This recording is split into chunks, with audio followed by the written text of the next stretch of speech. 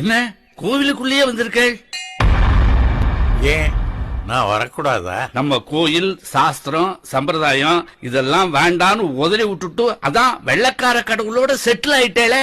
கோவில்னா என்ன தெரியுமோ? கோ என்றால் ராஜா, இல் என்றால் இல்லம். ராஜா வாழும் இல்லம். நான் போறதுக்கும் கோவில்னு தான் பேரு. என்ன என் ராஜா பேரு இயேசு கிறிஸ்து. ஹிந்தி பைபிள்ல கடவுளுக்கு ஈஸ்வரன் தான் போட்டிருக்கு. ஜீசஸ் வெள்ளக்கார கடவுள்னு யார் போய் சொன்னது? அவர் ஆசியாவுல பாலஸ்தீனத்துல பிறந்தார். அவருக்கு ஆங்கிலமும் பேச தெரியாது, கோட்டு சூட்டும் போட்டதில்ல. முழுசா தெரிஞ்சுக்காம எதையும் பேசப்படாது. விக்கிரகமே தப்புன்னு சொல்றவா எதுக்கு கோயிலுக்குள்ள வந்தேன்னு கேட்டேன். அது தப்பா? கோதண்டராமா, பிரகதாரண்யக உபனிஷத்து என்ன சொல்றது தெரியுமோ?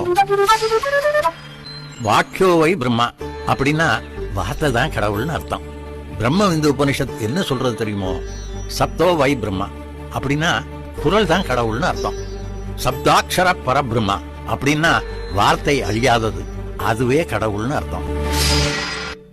அதத்தான் பைபிள்ல வானமும் பூமியும் ஒழிந்து போம், என் வார்த்தையோ ஒழிந்து போவதில்லைன்னு சொல்லிருக்கு. யோவான் 1:1 ஆதியிலே வார்த்தை இருந்தது, அந்த வார்த்தை தேவனிடத்தில் இருந்தது, அந்த வார்த்தை தேவனாய் இருந்தது.